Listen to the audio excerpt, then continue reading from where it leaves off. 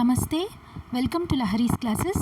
ఈ వీడియోలో మనం ఆంధ్రప్రదేశ్ హైకోర్టు ఎగ్జామ్కి సంబంధించి స్టాటిక్ జీకేలో భాగంగా Indian economy basics of micro and macro economics part 1లో మోస్ట్ ఇంపార్టెంట్ ఎంసీక్యూస్ని మనము డిస్కస్ చేసుకుందాము.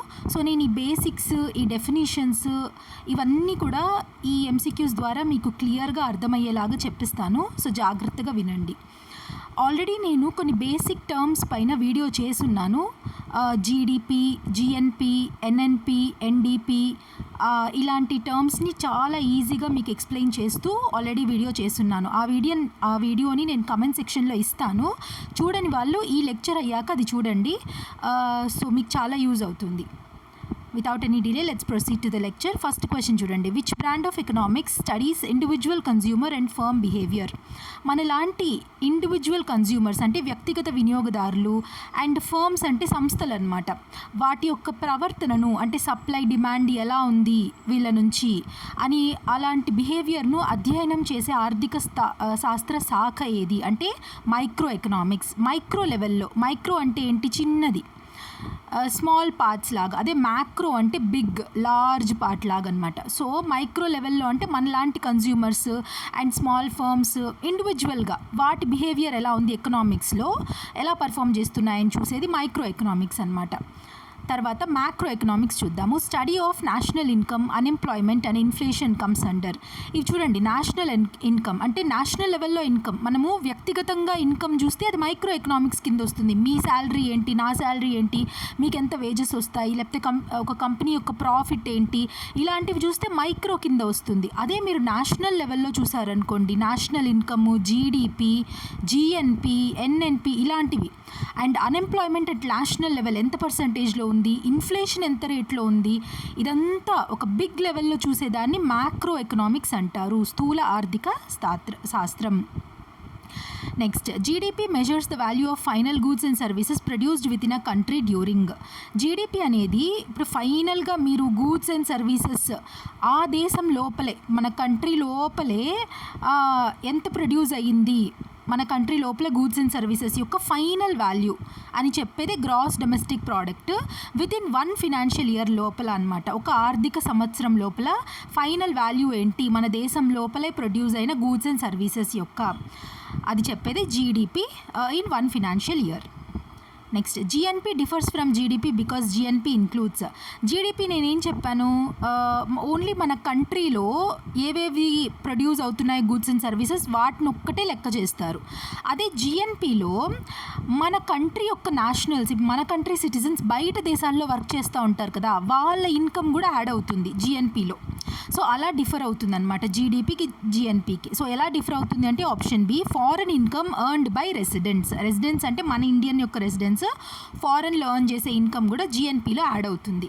నేను మీకు చెప్పిన ఇంతకుముందు బిగినింగ్లో చెప్పాను కదా, ఒక సపరేట్ లెక్చర్లో చేస్తున్నాను అని, అక్కడ చాలా డీటెయిల్డ్గా ఎక్స్ప్లెయిన్ చేశాను. జీడిపి, జిఎన్పి, ఎన్ఎన్పి, ఎన్డిపి ఇవంతా కూడా ఎంత బేసిక్గా ఏం తెలియని వాళ్ళకు కూడా ఆ లెక్చర్ వింటే అర్థమవుతుంది ఈ టర్మ్స్. సో అందుకని నేను అక్కడ ఆ లెక్చర్ చూడండి, ఇక్కడ నేను మళ్ళీ రిపీట్ చేయడం లేదు. NNP, net national product is calculated by. Net ఎప్పుడు కూడా గ్రాస్లో నుంచి మైనస్ చేయాలన్నమాట. నెట్ ఎప్పుడు రావాలన్నా కూడా gross minus depreciation. So NNP అన్నారు కాబట్టి జిఎన్పిలో నుంచి డెప్రిసియేషన్ని తీసేయాలి. గ్రాస్ నేషనల్ ప్రోడక్ట్లో నుంచి డెప్రిసియేషన్ని మైనస్ చేస్తే ఎన్ఎన్పి వస్తుంది. డెప్రిసియేషన్ అంటే ఏంటి? వేర్ అండ్ టేర్ వల్ల ఆ ప్రోడక్ట్ యొక్క వాల్యూ పడిపోతుంది. ఇప్పుడు ఏదైనా ఒక ప్రోడక్ట్ మీరు 100 రూపాయలు కొన్నారనుకోండి, మీరు యూజ్ చేసేస్తారు, ఒక 2 నెలల తర్వాత దాన్ని అమ్మేయాలనుకుంటారు, మళ్ళీ 100 రూపాయలకి అమ్మగలుగుతారా? అమ్మలేరు. 80 రూపాయలకో 70 రూపాయలకో అమ్మగలుగుతారు. దాని వాల్యూ పడిపోయింది కదా. ఎందుకు పడిపోయింది? వేర్ అండ్ టేర్, డెప్రిసియేషన్ వల్ల. ఆ డెప్రిసియేషన్ని మైనస్ చేస్తే మనకు నెట్ నేషనల్ ప్రోడక్ట్ వస్తుంది. Next, which of the following is included while calculating GDP. GDP calculate చేస్తున్నప్పుడు ఏది ఇంక్లూడ్ చేస్తారు అంటే ప్రొడక్షన్ ఆఫ్ న్యూ వీట్. ఈ మిగిలిన మూడింటిని ఇంక్లూడ్ చెయ్యరు. ఎందుకు? ట్రాన్స్ఫర్ పేమెంట్స్ని ఇంక్లూడ్ చేయరు. ఇప్పుడు ఫర్ ఎగ్జాంపుల్ మన బంధువులు లేకపోతే మన ఫ్యామిలీ మెంబర్స్ ఎవరో ఫారెన్లో వర్క్ చేస్తా వాళ్ళు మనకు పంపిస్తారు అమౌంట్, దాన్నంతా జీడిపిలో క్యాలిక్యులేట్ చేయరు. అండ్ ఆల్సో పెన్షన్లు ఇలా కొన్ని సపోర్ట్స్ ఇస్తారు గవర్నమెంట్ వాళ్ళే, దాన్ని జీడిపిలో యాడ్ చేయరు, ఇవంతా ట్రాన్స్ఫర్ పేమెంట్స్ కింద వస్తుంది. సేల్ ఆఫ్ ఓల్డ్ ఫర్నిచర్ని జీడిపిలో క్యాలిక్యులేట్ చేయరు, అదే న్యూ ఫర్నిచర్ని అయితే క్యాలిక్యులేట్ చేస్తారు. సెకండ్ హ్యాండ్ కార్ సేల్ని జీడిపిలో క్యాలిక్యులేట్ చెయ్యరు. ఏదైనా కూడా ఏదైతే బ్రాండ్ న్యూగా for the first time sale అవుతోంది అది ఫైనల్ వాల్యూనే, దాన్ని జీడిపిలోకి కన్సిడర్ చేస్తారనమాట. So option C production of new wheat. Next, inflation అంటే ఏంటి? ఇన్ఫ్లేషన్ అంటే ద్రవ్యోల్బణం అని మనం న్యూస్లో ఫ్రీక్వెంట్గా వింటూ ఉంటాం కదా. అంటే ఏంటి అంటే continuous rise in general price level. Option B continuous rise అనమాట. ఇప్పుడు ఫర్ ఎగ్జాంపుల్ మీరు ఒక 5 సంవత్సరాల ముందు 1 కిలో యాపిల్ 50 రూపాయలు కొనుండొచ్చు, అదే ఇప్పుడు 1 కిలో యాపిల్ 150 రూపాయల కంటే ఎక్కువగా అమ్ముతున్నారు.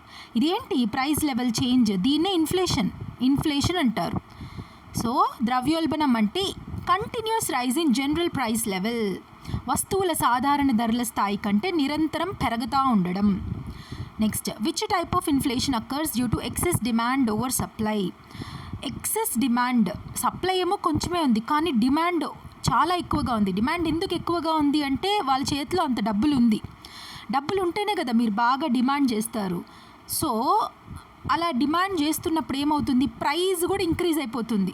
ఆ ఉన్న కొంచెం సప్లైయే ప్రైస్ ఎక్కువ పెట్టి అమ్ముతారు. సో ఆ ఇన్ఫ్లేషన్ ఏమంటారు అంటే డిమాండ్ పుల్ ఇన్ఫ్లేషన్, డిమాండ్ ఆధారిత ద్రవ్యోల్బణం. ఫర్ ఎగ్జాంపుల్ ఇప్పుడు చూడండి, మనం చూసుకుంటే కూడా గ్యాస్ ఏమో ఎల్పిజీలకి చాలా డిమాండ్ వచ్చేసింది. ఏమైపోయింది, ఈ కొరత వల్ల, ఎల్పిజి గ్యాస్ కొరత వల్ల ఇండక్షన్ స్టవ్లు ఉంటాయి చూడండి, ఇండక్షన్ స్టవ్ ప్రైజులు పెరిగిపోయినాయి. అంటే క్వాంటిటీ ఏమో సప్లై ఏమో అలానే ఉంది కానీ ఉన్న వాటి ప్రైజెస్ పెంచేశారు, ఎందుకంటే డిమాండ్ ఎక్కువైపోయింది. మనకు భయంగా ఉంది ఫ్యూచర్లో ఎల్పిజి గ్యాస్ దొరుకుతుందో లేదో, ఎన్ని వేలు పెడితే దొరుకుతుందో, ఎంతసేపు క్యూలో నిలబడితే దొరుకుతుందో అని ముందే ఇండక్షన్ స్టవ్లు కొనిపెట్టుకుంటా ఉన్నాం. దీని యొక్క డిమాండ్ పెరిగిపోయింది. So that is demand pull inflation. అలా చాలా ఎగ్జాంపుల్స్, ప్రస్తుతం కరెంట్ ఎగ్జాంపుల్ తీసుకొని నేను చెప్తున్నాను మీకు ఈజీగా అర్థం అవ్వాలని. Next, inflation caused by increase in production cost increase అయితే ఇన్ఫ్లేషన్ పెరుగుతుంది కదా, అది ఏంటి అంటే కాస్ట్ పుష్ ఇన్ఫ్లేషన్. ఇప్పుడు ఫర్ ఎగ్జాంపుల్ మీరు ఇప్పుడు చూస్తే ఈ LPG gas, consumer LPG gas 1000 రూపాయల కంటే ఎక్కువ పెరిగిపోయింది కదా. ఇప్పుడు ఏం చేస్తారు, ఇదొక కాస్ట్ ఆఫ్ ప్రొడక్షన్లో ఎల్పిజి గ్యాస్ కూడా ఒక భాగమే కదా. ఇప్పుడు ఒక బిర్యానీ చేయాలి అంటే గ్యాస్ కూడా కావాలి, ఆయిల్ కావాలి, దాంట్లో వేసి వెజిటబుల్స్ కావాలి, స్పైసెస్ కావాలి, ఇవంతా ఏంటి, ఫ్యాక్టర్స్ ఆఫ్ ప్రొడక్షన్. ఈ ఇండివిజువల్ ప్రైజెస్ పెరిగింది అనుకోండి, ఆయిల్ ప్రైస్ పెరిగిపోయింది, గ్యాస్ ప్రైస్ పెరిగిపోయింది, స్పైసెస్ ప్రైస్ పెరిగిపోయింది, వెజిటబుల్స్, రైస్ అన్ని ప్రైసెస్ పెరిగిందంటే ఆటోమేటిక్గా ఈ మొత్తం ప్రిపరేషన్ చేసే కాస్ట్ ప్రైస్ కూడా పెరుగుతుంది, అంతే కదా. ఒక బిర్యానీ ఒక 200 రూపీస్ అనుకుంటే ఈ ప్రైజెస్ అంతా పెరగడం వల్ల అదొక 350 or 400 చేసేస్తాడు ఆ రెస్టారెంట్ వాడు. సో ఇలాగా ఈ ఇంక్రీజ్ ఇన్ ప్రొడక్షన్ కాస్ట్ వల్ల వచ్చే ఇన్ఫ్లేషన్ ఏమంటారు అంటే కాస్ట్ పుష్ ఇన్ఫ్లేషన్ అంటారు, వ్యయ ఆధారిత ద్రవ్యోల్బణం. Next, hyper inflation. హైపర్గా ఉంటుంది, ఎక్కువ ఫాస్ట్ పేస్లో ఇంక్రీజ్ అయ్యే ఇన్ఫ్లేషన్ అంటే ఎక్స్ట్రీమ్లీ ర్యాపిడ్ ఇన్ఫ్లేషన్, అత్యంత వేగంగా పెరిగే ఇన్ఫ్లేషన్ అనమాట.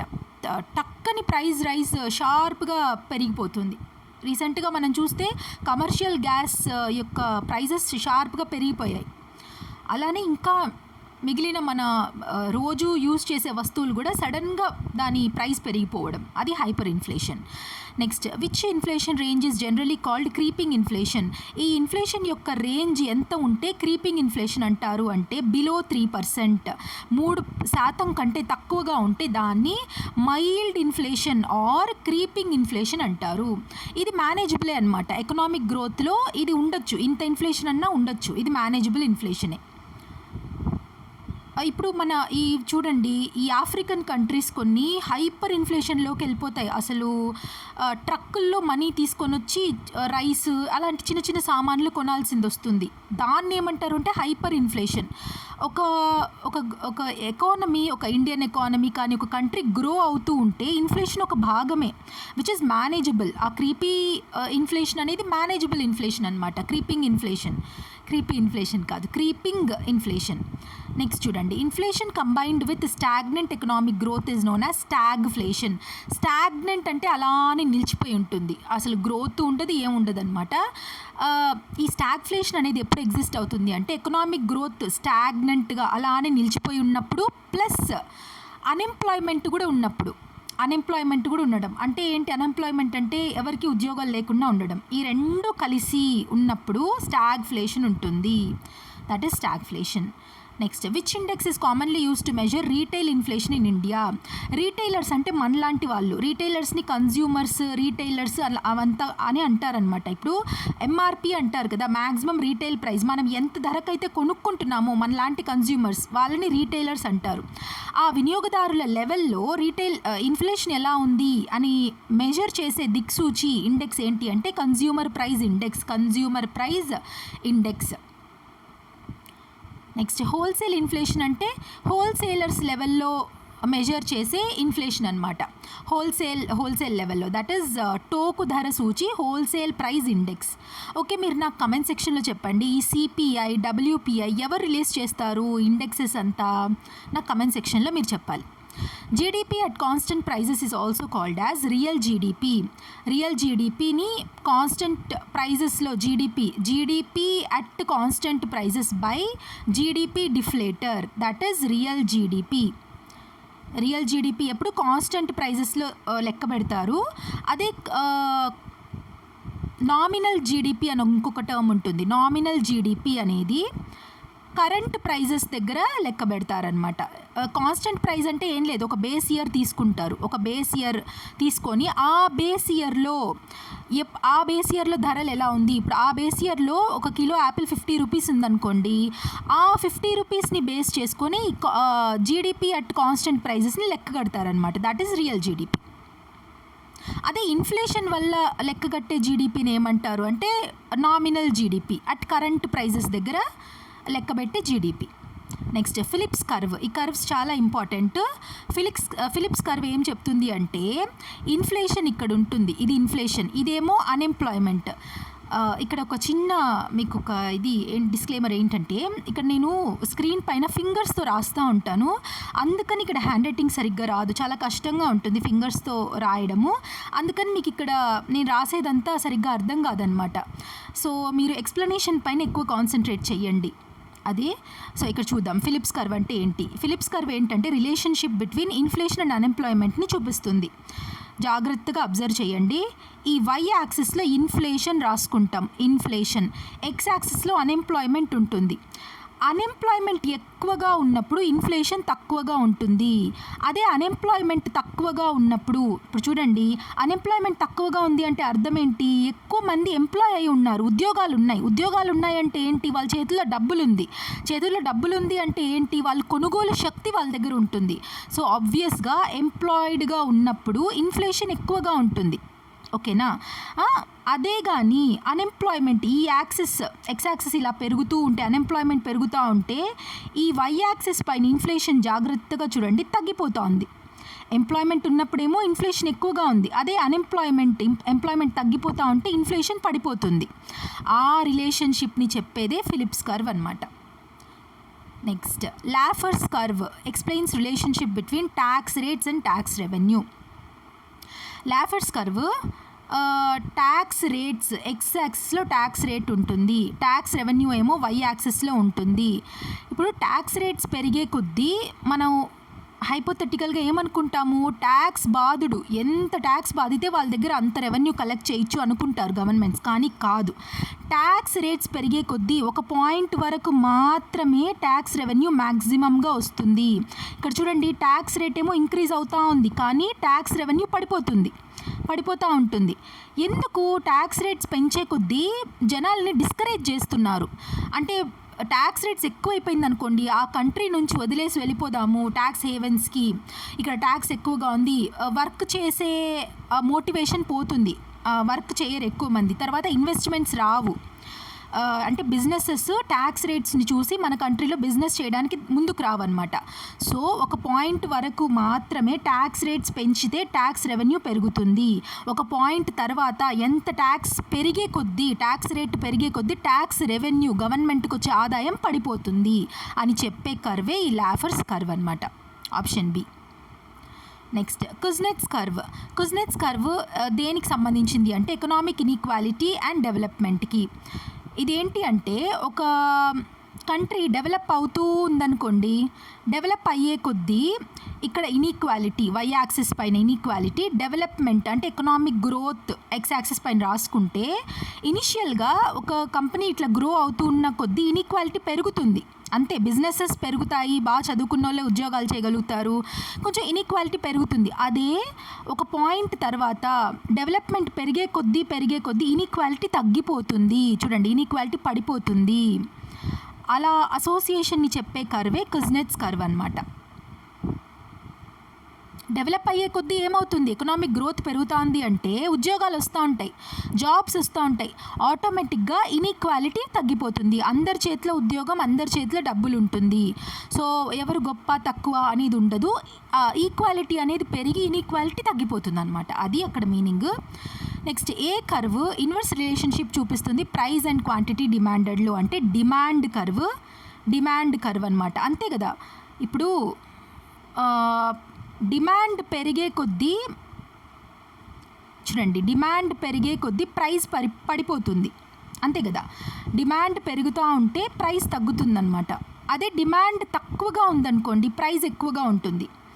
సో అదే inverse relationship between price and quantity demanded. So option B is the right answer, demand curve. Next supply increases with rise in price then the curve is involved. Supply, ఇప్పుడు ఇది quantity demanded అనమాట. Supply పెరుగుతూ ఉంటుంది. ఇప్పుడు for example క్వాంటిటీకి, ఇప్పుడు ఒక product ఉందనుకోండి, మొబైల్స్ అనేది ఏదో ఒక ప్రోడక్ట్ తీసుకోండి, దాని యొక్క డిమాండ్ బాగా ఉంది. సో ఈ అమ్మే వాళ్ళు ఎవరైతే అమ్ముతారో సెల్లర్స్ దాన్ని అలుసుగా తీసుకొని దాని ప్రైజెస్ కూడా పెంచేస్తారు. ఎందుకు, ప్రైజెస్ పెంచితే వాళ్ళకి ఎక్కువ ప్రాఫిట్స్ ఎక్కువ వస్తాయి కదా, క్వాంటిటీ ఎక్కువగానే డిమాండ్లో ఉంది అండ్ దానికి తగినట్లు వీళ్ళు ప్రైజెస్ పెంచే కొద్దీ కూడా వాళ్ళకి ప్రాఫిట్స్ ఎక్కువ వాళ్ళు మ్యాక్సిమైజ్ చేసుకోవచ్చు. ఆ ఉద్దేశంతో మూవ్ చేసే కర్వే ఈ సప్లై కర్వ్ అనమాట.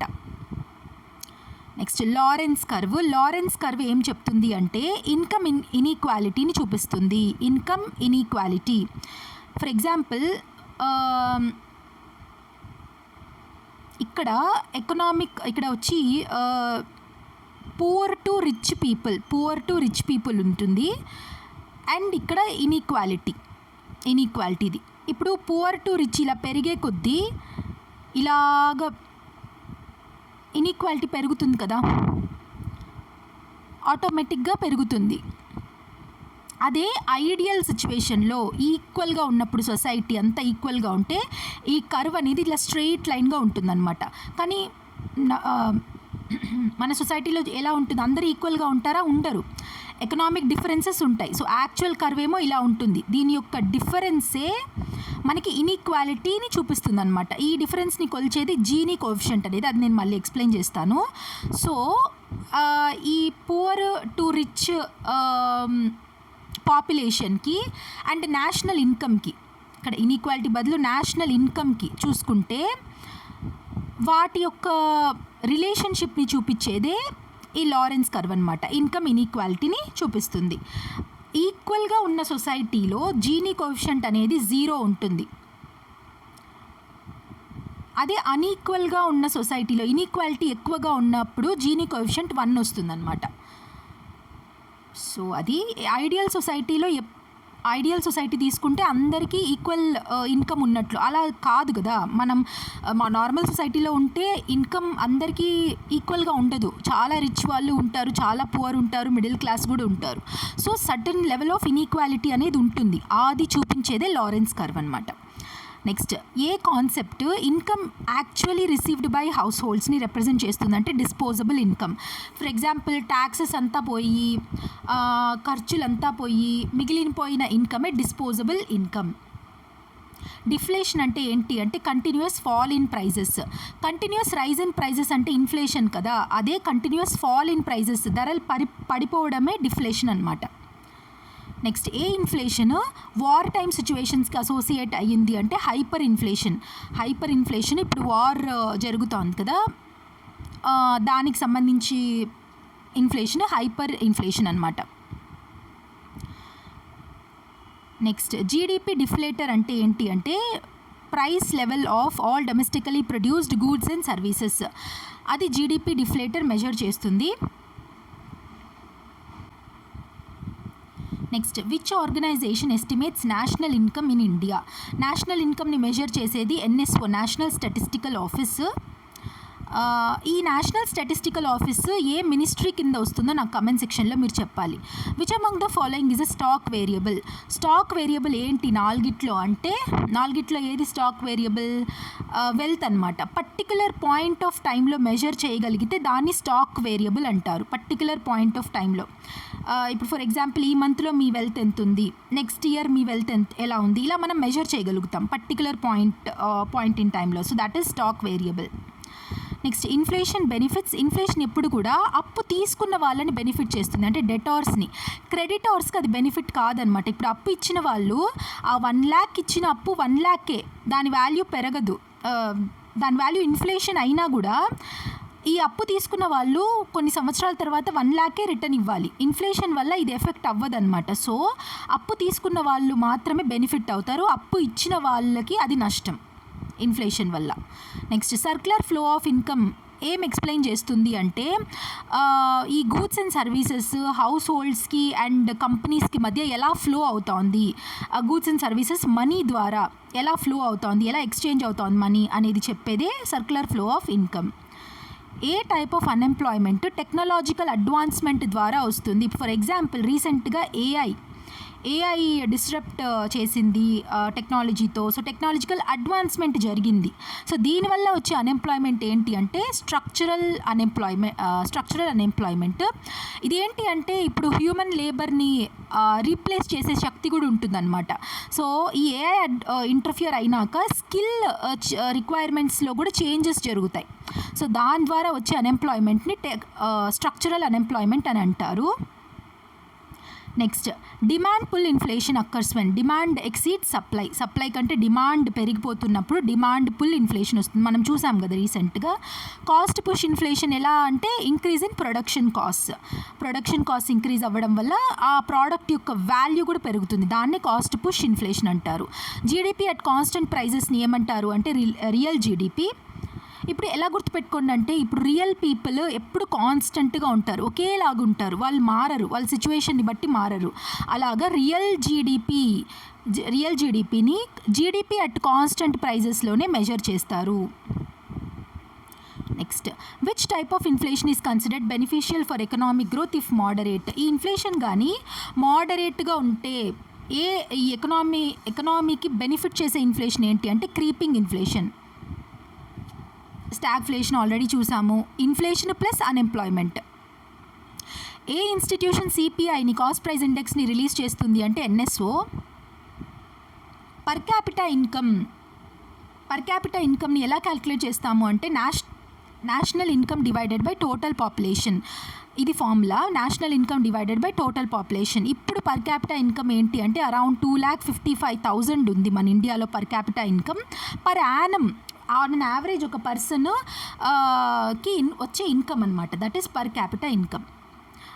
ఏ inflation excessive printing of currency వల్ల వస్తుంది అంటే మానిటరీ ఇన్ఫ్లేషన్. ఎప్పుడైనా కానీ ఆర్బీఐ కానీ లేకపోతే మన గవర్నమెంట్ కానీ ఎక్సెసివ్ డబ్బులు మార్కెట్లోకి ప్రవేశపెడితే అది మానిటరీ ఇన్ఫ్లేషన్ అవుతుంది.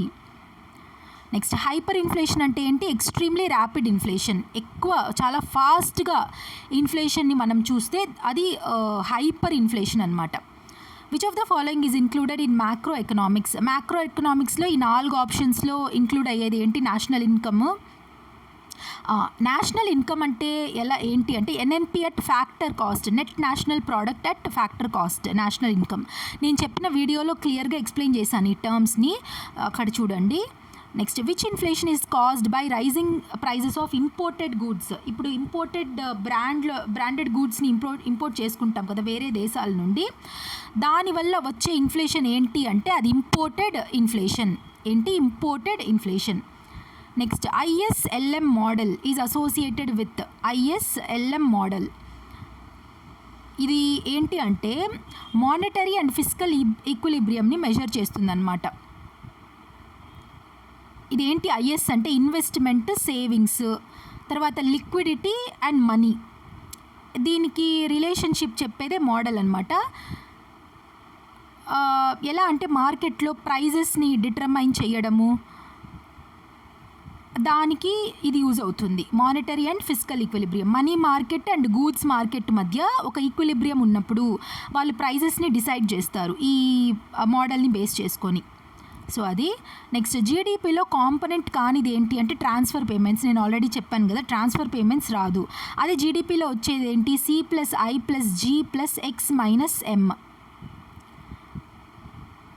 Consumption, investment, imports, exports, government expenditure అంతా. Next broadest measure of national income ఏంటి అంటే GNP. ఎందుకంటే GNPలో మన దేశస్తులు వేరే దేశాల్లో సంపాదించే మనీని కూడా ఇన్కమ్ని కూడా యాడ్ చేస్తారు. సో అందుకని ఇది కొంచెం బ్రాడ్, GDP కంటే కొంచెం బ్రాడ్ ఇన్కమ్ మెజర్ అనమాట GNP. నెక్స్ట్ కోర్ ఇన్ఫ్లేషన్ అంటే ఏంటి అంటే ఫుడ్ అండ్ ఫ్యూయల్ యొక్క ఇన్ఫ్లేషన్ని పరిగణలోకి తీసుకోకుండా మెజర్ చేసే అదర్ ఇన్ఫ్లేషన్ అనమాట. ఫుడ్ అండ్ ఫ్యూయల్ని తీసుకోకుండా అదర్ గూడ్స్ యొక్క ఇన్ఫ్లేషన్ని యాడ్ చేస్తారు. ఎందుకంటే ఫుడ్ అండ్ ఫ్యూయల్ని ఎందుకు తీసుకోము? బికాస్ ఫుడ్ అండ్ ఫ్యూయల్ మాత్రము కాన్స్టెంట్గా, చాలా ఫ్రీక్వెంట్గా దీని యొక్క ప్రైస్ లెవెల్స్ చేంజ్ అవుతూ ఉంటుంది. మనం చూస్తే ఫ్యూయల్ది ఎంత ఒక ఫ్రీక్వెంట్గా మారుతూ ఉంటాయి ప్రైజెస్, ఫుడ్ కూడా అంతే ఫ్రీక్వెంట్గా మారుతూ ఉంటాయి. పల్సెస్ సడన్గా ఇంక్రీజ్ అయిపోతుంది, సడన్గా తగ్గిపోతుంది ప్రైజెస్. సో కాబట్టి దీన్ని కోర్ ఇన్ఫ్లేషన్లోకి పరిగణలోకి తీసుకోరనమాట ఫుడ్ అండ్ ఫ్యూయల్ని. నెక్స్ట్ ఏ curve equality between savings and ఇన్వెస్ట్మెంట్ని చూపిస్తుంది అంటే IS కర్వ్. I అంటే ఇన్వెస్ట్మెంట్, S అంటే సేవింగ్స్ కర్వ్. నెక్స్ట్ ఏ ఏజెన్సీ నేషనల్ ఇన్కమ్ని ఎస్టిమేట్ చేస్తుంది అంటే NSO. జీడిపి డిఫ్లేటర్ అంటే ఏంటి అంటే GDP deflator measures inflation using all goods and services produced in the economy. ఏ టైప్ ఆఫ్ అన్ఎంప్లాయ్మెంట్ రైజ్ అవుతుంది రిసెషన్ అప్పుడు అంటే సైక్లికల్ అన్ఎంప్లాయ్మెంట్ అనమాట. సైక్లికల్ అన్ఎంప్లాయ్మెంట్ ఎందుకు? రిసెషన్ మాంద్యం ఉన్నప్పుడు, ఎకనామిక్ స్లో డౌన్ ఉన్నప్పుడు జాబ్స్ అంతా కోల్పోతారు, జాబ్ లాస్ జరుగుతుంది. సో అట్లాంటప్పుడు వచ్చే అన్ఎంప్లాయ్మెంటే cyclical unemployment. Which inflation index is mainly used by RBI for policy decisions తీసుకోవడానికి యూజ్ చేసే ఇండెక్స్ ఏంటి అంటే CPI, consumer price index base చేసుకొని మానిటరీ పాలసీని తీసుకొని వచ్చి ఇన్ఫ్లేషన్ ఇంట్రెస్ట్ రేట్స్ ఉంటాయి కదా, repo rate, reverse repo rate, వాటిని డిసైడ్ చేస్తుందన్నమాట RBI. నెక్స్ట్ ఏ situation of falling GDP for 2 consecutive quarters is generally called. 2 consecutive quartersలో, ఒక క్వార్టర్ 4 months కదా, సో కంటిన్యూస్గా 8 monthsకి నెక్స్ట్ 4 monthsకి కూడా జీడిపి పడిపోతూ ఉంది, అసలు గ్రోత్ లేదు కంట్రీలో అంటే వచ్చే ఆ సిచ్యువేషన్ ఏమంటారు అంటే దాన్నే రెసెషన్ అంటారు. మీరు IT జాబ్స్లో వింటూ ఉంటారు, రెసెషన్ వల్ల జాబ్స్ పోయాయి, రెసెషన్ వల్ల గ్రోత్ లేదు, జాబ్స్ లేవు, ఇలాంటి మాటలు వింటూ ఉంటాం కదా. సో రెసెషన్ అంటే 2 consecutive quartersలో జీడిపి పడిపోవడం. సో దానివల్ల ఎకానమీ స్లో డౌన్ అవుతుంది. Which type of inflation occurs during war periods. అదే ఇప్పుడు ఉక్రెయిన్ రష్యా వార్ అప్పుడు, ఇప్పుడు ఇజ్రాయెల్ ఇరాన్ US వార్ అప్పుడు వచ్చే ఇన్ఫ్లేషన్ ఏంటి అంటే దానివల్ల ధరలు ఎంతో పెరిగిపోతాయి. ఇప్పుడు మన ఫ్యూయల్ ధరలు, ఆయిల్, న్యాచురల్ గ్యాస్ ధరలు ఇవంతా పెరిగిపోతాయి కదా. దేనివల్ల అంటే వార్ ఇన్ఫ్లేషన్ వల్ల, యుద్ధం వల్ల వచ్చిన ఇన్ఫ్లేషన్ వల్ల. Genie coefficient use to measure, నేను చెప్పాను కదా లారెన్స్ కర్వ్ చూస్తున్నప్పుడు ఇన్కమ్ ఇన్ఈక్వాలిటీ చూస్తాము. ఇన్కమ్ ఐడియల్ సొసైటీ అంటే అందరు ఈక్వల్గా ఉన్నప్పుడు ఇలా ఉంటుంది, అప్పుడు జీనీ కోఎఫిషియంట్ ఏముంటుంది అంటే 0 ఉంటుంది. అదే జనరల్ సొసైటీ కర్వ్ ఇలా ఉంటుందన్నమాట, ఇది real curve. Actual income distribution ఇన్ఈక్వల్గా ఉంటుంది కదా సొసైటీలో. సో వీటి మధ్య ఒక గ్యాప్ అనేది ఫామ్ అవుతుంది. ఆ ఒక స్లోప్ని రిప్రజెంట్ చేసేదే జీనీ కోఎఫిషియంట్ అనమాట. జీనీ కోఎఫిషియంట్ 0గా ఉంటే పర్ఫెక్ట్లీ ఈక్వల్ సొసైటీ. అదే 1 ఉంటే genie coefficient perfectly unequal society. Inequality in income ఉంటుంది. అదే ఇక్కడ ఇచ్చాను. జీనీ కోఎఫిషియంట్ ఆఫ్ 0 వాల్యూ ఏం చెప్తుంది అంటే పర్ఫెక్ట్ ఈక్వల్ సొసైటీ అని చెప్తుంది. అందరికీ సేమ్ ఇన్కమ్, అందరూ సమానం అన్నట్లు చెప్పేది, which is ideally impossible in any society కదా. నెక్స్ట్, ఏ type of unemployment workers job change చేయడం వాళ్ళంతట వాళ్ళే వాలంటరీగా జాబ్స్ చేంజ్ చేస్తూ ఉంటారు కదా.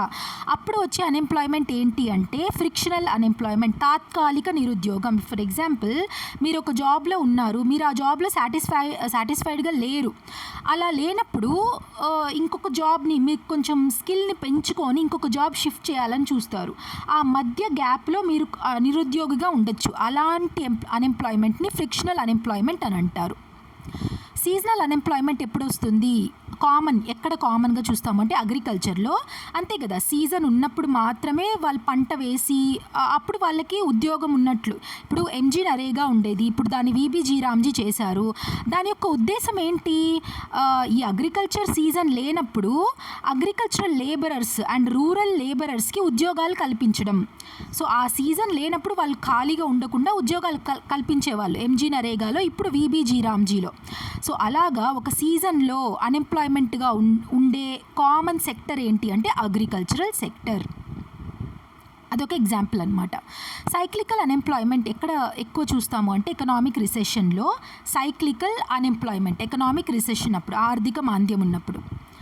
స్ట్రక్చరల్ అన్ఎంప్లాయ్మెంట్ ఎప్పుడు చూస్తామంటే స్కిల్ మిస్ మ్యాచ్ ఉన్నప్పుడు. ఇప్పుడు చాలా ఎగ్జాంపుల్స్ మనం చూస్తాం. పిహెచ్డి చేసిన వాళ్ళు కూడా చాలా చిన్న పోస్ట్కి ఈవెన్ ఎలా అంటే చాలా తక్కువ స్కిల్ అవసరం, అంత అవసరం లేదు, పిహెచ్డి అవసరం లేదు. అలాంటి వాళ్ళు కూడా ఇప్పుడు ఫర్ ఎగ్జాంపుల్ కానిస్టేబుల్కి అలాంటి జాబ్స్కి పిహెచ్డి చేసిన వాళ్ళు, అలాంటి వాళ్ళు కూడా అప్లై చేస్తారు. అంటే ఏంటి, ఇక్కడ స్కిల్ మిస్ మ్యాచ్ ఉంది. స్కిల్ మిస్ మ్యాచ్ ఉన్నప్పుడు వచ్చేదే స్ట్రక్చరల్ అన్ఎంప్లాయ్మెంట్. వాళ్ళకున్న స్కిల్స్ వేరు, కానీ వాళ్ళు అప్లై చేసుకునే జాబ్, వాళ్ళు చేసే జాబ్స్ వేరు అనమాట. అలాంటి అన్ఎంప్లాయ్మెంట్ని స్ట్రక్చరల్ అన్ఎంప్లాయ్మెంట్ అంటారు. డిస్గైజ్డ్ అన్ఎంప్లాయ్మెంట్ అంటే ఏంటి? ప్రచ్ఛన్న ఆర్ ముసుగు నిరుద్యోగం. డిస్గైజ్ అంటే ముసుగు వేసుకొని ఉండడం అంటారు. అలాంటి నిరుద్యోగం ఏంటి అంటే అగ్రికల్చరల్ సెక్టర్లో చూస్తాం. ఇప్పుడు ఫర్ ఎగ్జాంపుల్, ఒక ఏకర్ పొలంలో ఒక 4 పనిచేసినా ఒకే ప్రొడక్టివిటీ, ఒక 1 క్వింటాల్ రైస్ వస్తుందేమో. అదే 8 మంది పనిచేసినా 1 క్వింటాల్ రైసే వస్తుంది. అంటే ఏంటి, ఇక్కడ ఇంకొక 4 ఎక్స్ట్రాగా ఉన్నా అక్కడ ప్రొడక్టివిటీలో ఏ మాత్రం డిఫరెన్స్ లేదు, వాళ్ళకి ఏ మాత్రం చేంజ్ లేదనమాట. అంటే ఏంటి, అక్కడ ఏదో జాబ్ చేస్తున్నట్టే కనిపిస్తారు, కానీ అక్కడ యాక్చువల్గా ఇంకో 4 నిరుద్యోగంగా ఉన్నట్లే లెక్క. యాక్చువల్గా అక్కడ గ్రోత్ లేదు, యాక్చువల్గా ఇంప్రూవ్మెంట్ ఇన్ ఎకానమీ లేదనమాట. సో అలాంటి అన్ఎంప్లాయ్మెంట్ని డిస్గైజ్డ్ అన్ఎంప్లాయ్మెంట్ అంటారు. మనం చూసేది అగ్రికల్చర్ సెక్టర్లో ఈ అన్ఎంప్లాయ్మెంట్ని ఎక్కువగా చూస్తాం. ఇప్పుడు నేను ఇంతకుముందు చెప్పాను కదా, when more people are employed then actually required, it is called disguised unemployment. Economic boom ఎప్పుడు చూస్తాము అంటే rapid economic growth. For example ఇక్కడ చూడండి, ఇది ఎకనామిక్ బూమ్ అనమాట. హైగా ఉంటుంది ఎకనామిక్ గ్రోత్, ఎక్స్పాండ్ అయ్యి ఇక్కడ బూమ్లో ఉంటారు. అలానే కొంచెం సేపు తర్వాత పడిపోతుంది ఎకానమీ, అంటే రిసెషన్లో ఉంటుంది. మళ్ళీ ఇలా బూమ్కి వస్తుంది, మళ్ళీ రిసెషన్కి వస్తుంది. ఇది ఒక సైకిల్ లాగా జరుగుతుంది అనమాట. దీన్ని business cycle or trade cycle అంటారు. సో ఎకనామిక్ బూమ్ అంటే ఏంటి అంటే ర్యాపిడ్ ఎకనామిక్ గ్రోత్, ఫాస్ట్గా గ్రోత్ జరుగుతుంది కంట్రీలో. Recession is generally identified by, రెసెషన్ని మనం ఎలా ఐడెంటిఫై చేయొచ్చు అంటే fall in GDP and employment. 2 ఉద్యోగాలు పడిపోతాయి, జీడిపి పడిపోతుంది, అస్సలు బిజినెసెస్ కంపెనీస్ సరిగ్గా వర్క్ చేయవు, లాసెస్లో ఉంటాయి, గ్రోత్ ఉండదు. ఫస్ట్ ఆఫ్ ఆల్ గ్రోత్ అనేది అస్సలు ఉండదు, జీడిపి పడిపోతుంది, ఎంప్లాయ్మెంట్ జాబ్స్ ఉండవు, జాబ్లెస్గా ఉంటారు. అలాంటి సిచ్యువేషన్ని రెసెషన్ అంటారు. Next depression. ఇవి చూడండి, complete sequence of boom, recession and depression and recovery. First boom, చాలా గ్రోత్ ఎక్కువ ఉంటుంది, తర్వాత పడిపోతుంది రిసెషన్, తర్వాత ఇంకా లోవెస్ట్ ఫేజ్ డిప్రెషన్ అని వింటూ ఉంటాం కదా ఈ మధ్య. ఇంకా లోవెస్ట్ ఫేజ్ అనమాట రిసెషన్ కూడా. ఇంకా రిసెషన్ కొన్ని మంత్సే ఉంటే డిప్రెషన్ అనేది కొన్ని ఇయర్స్ ఉంటుంది, 1 or 2 years ప్రొలాంగ్డ్గా ఉంటుందన్నమాట. సో అది డిప్రెషన్. అండ్ రికవరీ, మళ్ళీ ఇలా రికవరీ అవ్వడం, మళ్ళీ పైకి పుంజుకోవడం. సో ఈ సైకిల్ని ఏమంటారు అంటే ట్రేడ్ సైకిల్ అంటారు, వ్యాపార చక్రం ఆర్ బిజినెస్ సైకిల్ అని కూడా అంటారు.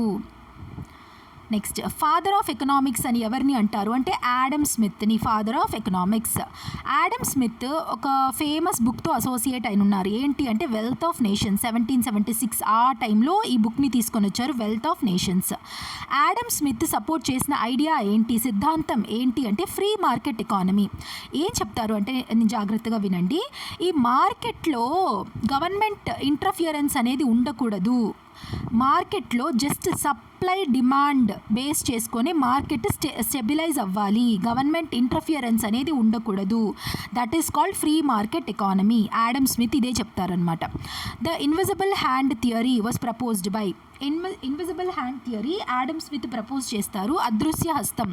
ఇదేంటి అంటే ఫర్ ఎగ్జాంపుల్ ఒక కంపెనీ ఉందనుకోండి, ఒక ప్రోడక్ట్ చేస్తూ ఉంది, అదే ఒక కంపెనీ ఉంది మార్కెట్లో, ఇంకేవీ లేవు పోటీగా.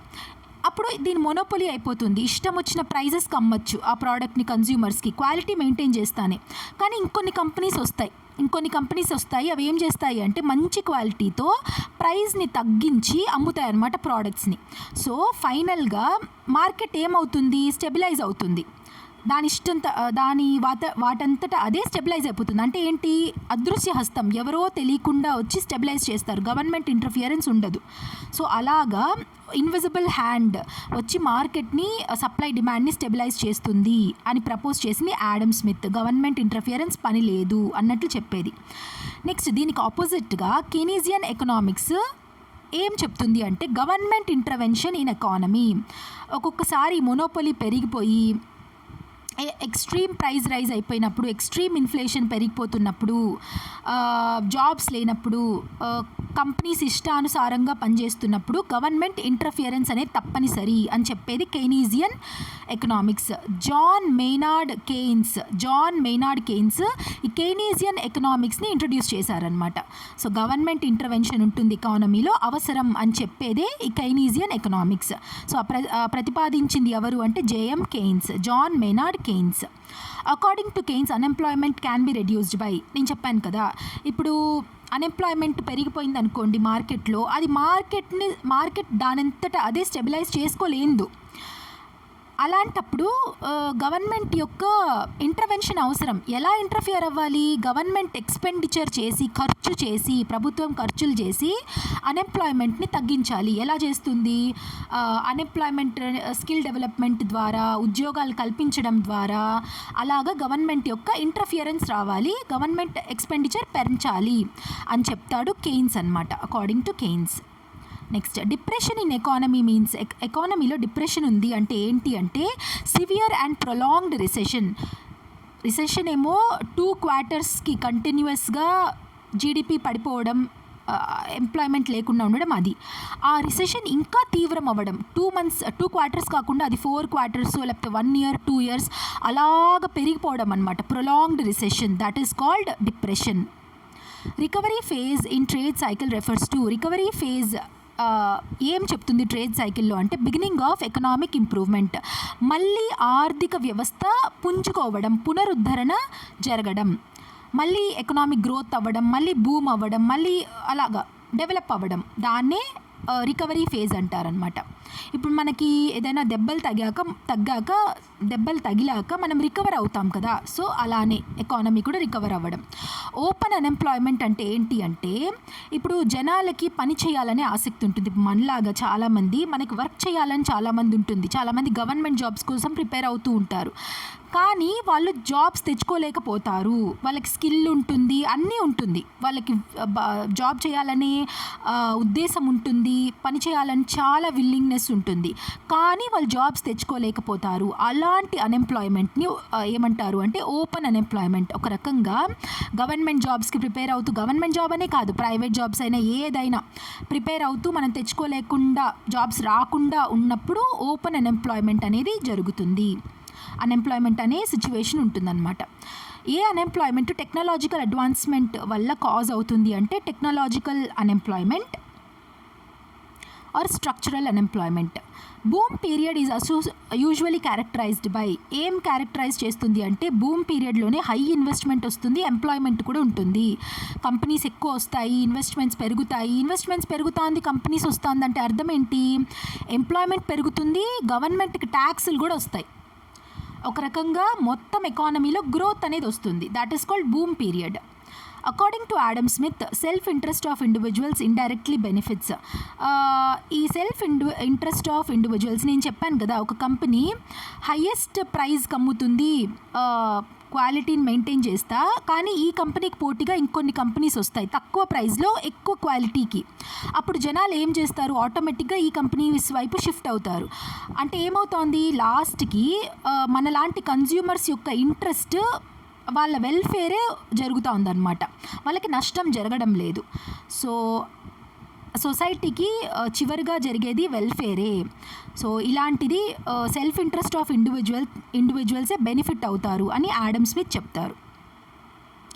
కైనీజియన్ థియరీ ఎప్పుడు బాగా పాపులర్ అయింది అంటే, గవర్నమెంట్ ఇంటర్వెన్షన్ అని చెప్పేది కైనీజియన్ థియరీ కదా. ఎప్పుడు అంటే గ్రేట్ డిప్రెషన్ వస్తుంది 1929, 1930s, ఆ టైంలో సివియర్ డిప్రెషన్ అనమాట. ఆ టైంలో గవర్నమెంట్స్ ఇంటర్ఫియర్ అయ్యి ఎక్స్పెండిచర్ పెంచి డిప్రెషన్లో నుంచి బయటకు తీసుకొని వస్తారు ఎకానమీస్ని. సో అప్పటి నుంచి కైనీజియన్ థియరీ అనేది బాగా పాపులర్ అయ్యింది. నెక్స్ట్, ఏ ఫేజ్ కమ్స్ ఆఫ్టర్ రిసెషన్ తర్వాత వచ్చే ఫేజ్ డిప్రెషన్ తర్వాత రికవరీ. నెక్స్ట్, ఏ unemployment temporary and short term, తాత్కాలికం అండ్ స్వల్పకాలిక నిరుద్యోగం ఏది అంటే frictional unemployment. So laissez faire అనేది మనం వింటాం. లాజీ ఫేరీ అంటే let do or let it be. Laissez faire economy ఏంటి అంటే ఇంతకుముందు మనం చెప్పాం కదా, ఆడమ్ స్మిత్ యొక్క ఫ్రీ మార్కెట్ ఎకానమీ అలాంటిదే అనమాట. అంటే గవర్నమెంట్ ఇంటర్ఫియరెన్సే ఉండకూడదు మార్కెట్స్లో, మార్కెట్స్ వాటంతట అవే స్టెబిలైజ్ అవుతాయి, గవర్నమెంట్ ఇంటర్ఫియర్ చేయకూడదు, డిమాండ్ అండ్ సప్లై మార్కెట్ చూసుకుంటుందన్నమాట. అది చెప్పేదే main idea of laissez faire. Next, ఏ ఎకానమిస్ట్ డిమాండ్ సైడ్ ఎకనామిక్స్కి సంబంధించిన అసోసియేట్ అయి ఉన్నారు అంటే Keynes, John Maynard Keynes. And great depression ఏ ఇయర్లో స్టార్ట్ అయింది అంటే 1929. ఆ టైంలో ఎవరు ఇంట్రడ్యూస్ చేశారు ఎకనామిక్ మ్యాన్ అనే కాన్సెప్ట్ని క్లాసికల్ ఎకనామిక్స్లో అంటే Adam Smith. Built in inflation ఏంటి అంటే వేజ్ ప్రైస్ స్పైరల్ వల్ల వస్తుందన్నమాట. ఇప్పుడు చూడండి, మార్కెట్లో గూడ్స్ అండ్ సర్వీసెస్ ప్రైజెస్ పెరిగిపోతూ ఉంటుంది. అప్పుడు ఫ్యాక్టరీస్లో పనిచేసే ఉద్యోగులు మా వేజెస్, మా జీతాలు పెంచండి అని స్ట్రైక్ చేస్తూ ఉంటారు. అలాగా మార్కెట్లో ఎలాగైతే ఈ ప్రైజెస్ గూడ్స్ అండ్ సర్వీసెస్ని ఇంక్రీజ్ అయినప్పుడు ఎలాగైతే ఈ మా వేజెస్ పెంచండి అనే డిమాండ్ పెరుగుతుందో అప్పుడు వచ్చే ఇన్ఫ్లేషన్ని బిల్ట్ ఇన్ ఇన్ఫ్లేషన్ అంటారు. ఇంకొక ఎగ్జాంపుల్ ఏంటంటే, ఫ్యూచర్లో పర్టికులర్ వస్తువు యొక్క ప్రైజెస్ పెరిగిపోతుంది అనే ఒక అనుమానంతో ఇప్పటి నుంచే ఆ పర్టికులర్ గూడ్స్ యొక్క డిమాండ్ పెరిగిపోతుందన్నమాట. అలాంటి సిచ్యువేషన్ని బిల్ట్ ఇన్ ఇన్ఫ్లేషన్ అంటారు. Next, last MCQ, right word shift in the demand curve. ఈ డిమాండ్ కర్వ్ యొక్క రైట్ వర్డ్ షిఫ్ట్ ఏం చెప్తుంది అంటే, చూడండి, ప్రైస్ ఏమో అలానే ఉంది, ప్రైస్ కాన్స్టెంట్గా ఉంది, ఇది ప్రైస్ కదా వై యాక్సిస్లో, డిమాండ్ ఎక్స్ యాక్సిస్లో. ప్రైస్ అలానే ఉంది కానీ డిమాండ్ పెరుగుతూ ఉంది. ఏ రీజన్ అయి ఉంటుంది అంటే, ఈ రైట్ వర్డ్ షిఫ్ట్ అవుతుంది కదా కర్వ్, ఇది కర్వ్ 1, ఇది కర్వ్ 2, ఇలా రైట్ వర్డ్ షిఫ్ట్ అవుతా ఉంటే ఏం చెప్తుంది అంటే, ప్రైస్ అలానే ఉంటుంది కానీ డిమాండ్ పెరుగుతుంది. ఎందుకు పెరుగుతుంది అంటే, జనాల దగ్గర ఎక్కువ డబ్బులు ఉన్నప్పుడు, వాళ్ళ శాలరీస్ ఇంక్రీజ్ అయినప్పుడు, కొనుగోలు శక్తి పెరిగినప్పుడు డిమాండ్ పెరుగుతుంది, కానీ ప్రైజెస్ అలానే ఉంటుంది. సో దాన్ని అలా రైట్ వర్డ్ షిఫ్ట్ అయ్యే డిమాండ్ కర్వ్ ఎందుకు అంటే, ఇంక్రీజ్ ఇన్ డిమాండ్ వల్ల రైట్ వర్డ్ షిఫ్ట్ అవుతుంది అని చెప్తుంది అనమాట డిమాండ్ కర్వ్లో. సో ఇది పార్ట్ 1 యొక్క economy basics, terms and definitions యొక్క లెక్చర్. నెక్స్ట్ పార్ట్ 2లో ఇంకా ఇంపార్టెంట్ బిట్స్ని నేను తీసుకొని వస్తాను.